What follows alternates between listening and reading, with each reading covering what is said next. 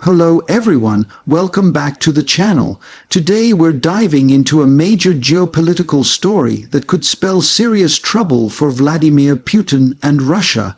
Denmark is taking steps that effectively cut off one of Russia's most important Baltic Sea lifelines. This move could reshape the balance of power in Northern Europe, disrupt Russian energy exports, and escalate tensions in an already fragile region. Let's break it all down and understand what's really happening beneath the surface. To begin, it's important to understand just how crucial the Baltic Sea is to Russia. This narrow stretch of water is Russia's main gateway to Europe and the wider world. Through the Baltic, Russia exports vast quantities of oil, gas, and goods to international markets. Since the invasion of Ukraine, these routes have become even more vital because Western sanctions have severely restricted Russia's access to other trading channels. To keep the money flowing, Moscow has increasingly relied on what's known as the Shadow Fleet, a network of old, reflagged oil tankers operated through obscure companies to dodge sanctions and quietly carry Russian crude through the Baltic. Denmark, however, sits right at the gateway between the Baltic Sea and the North Sea. Its territorial waters cover the narrow Danish Straits, specifically the Skagerrak, Kattegat, and the Great Belt, which are essential passages for ships leaving or entering the Baltic. That means no large vessel can pass from Russian ports like Primorsk or Ust-Luga into the Atlantic without moving through Danish, controlled waters. In simple terms, Denmark has a chokehold over one of Russia's most important maritime routes. For decades, Denmark's control of these straits was largely symbolic. Under international law, it allowed passage to all ships as long as they weren't openly hostile. But times have changed. With Russia's growing aggression and a series of suspicious incidents in the Baltic, Denmark has decided it can no longer treat the situation as business as usual. Instead, Copenhagen is re-examining how to use its strategic position to strengthen regional security, and possibly to pressure Moscow. Over the past 2 years, the Baltic region has seen multiple acts of sabotage against critical underwater infrastructure, gas pipelines, power cables, and internet lines connecting European countries. Many of these incidents occurred near Russian shipping lanes or involved vessels with Russian connections. Investigators in several countries suspect deliberate actions rather than accidents. These events have alarmed Denmark and its neighbors, especially after it became clear that the same kind of ships Russia uses for its Shadow Fleet were also being spotted near the damaged infrastructure. Faced with these threats, Denmark has decided to take action. The Danish government is stepping up surveillance of its maritime territory, deploying new patrol ships, and strengthening its monitoring systems along the seabed where vital cables and pipelines run. Authorities are also introducing advanced unmanned vessels, sail drones equipped with sensors and cameras, to track ship movements around the clock. This increased monitoring means that any tanker or vessel passing through Danish waters can now be observed, inspected, or flagged for suspicious behavior. At the same time, Denmark is working with its NATO allies and other Baltic states like Finland, Sweden, and Estonia to coordinate their maritime defenses. Together, they are exploring legal and technical ways to limit the movement of Russia's Shadow Fleet. One idea is to require these older, poorly maintained tankers to meet stricter safety standards before being allowed to pass through the Danish Straits.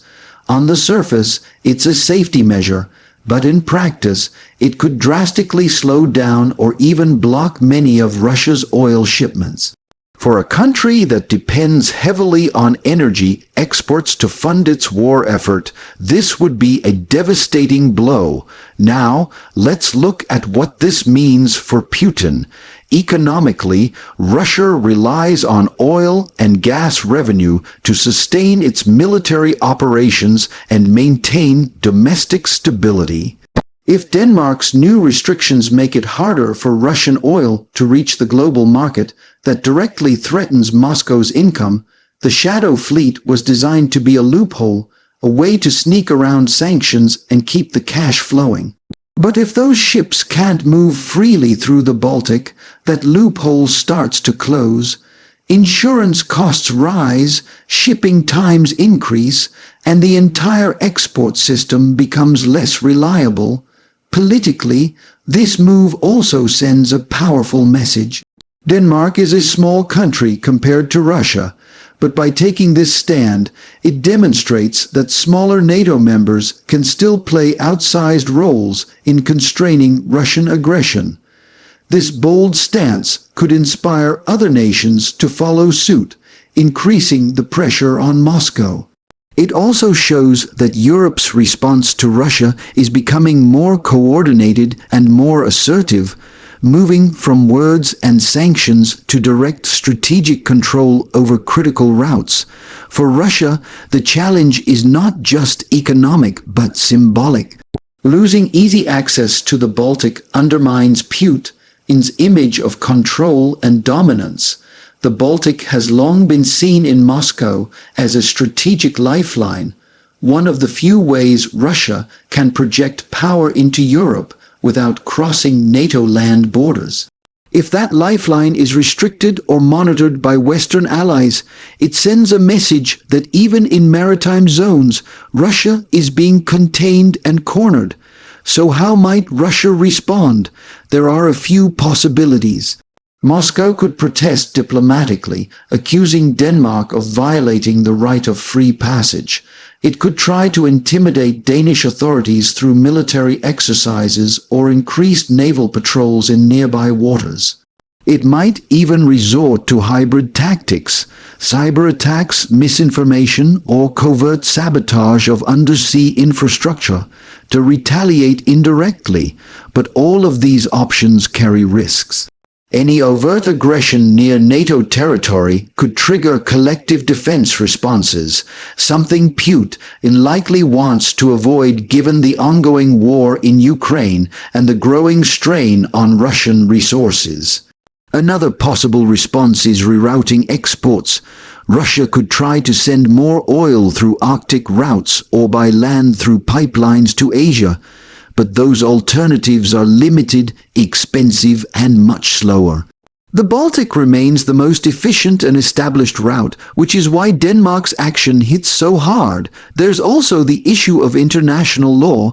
Denmark can't simply block all Russian ships. It must operate within the framework of innocent passage under maritime conventions.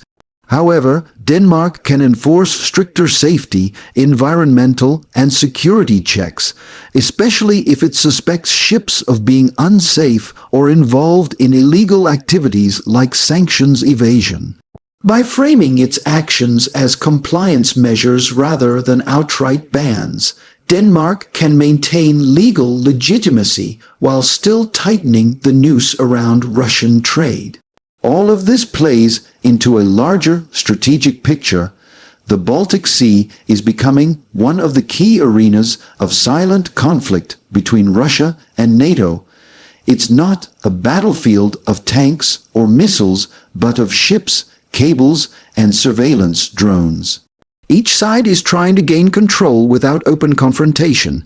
And in this new kind of warfare, information, technology, and geography are just as powerful as weapons. Denmark's move also highlights a broader shift in Europe's attitude toward Russia. For years, European countries tried to balance security concerns with economic cooperation, but since the invasion of Ukraine, that balance has vanished. The priority now is security and deterrence.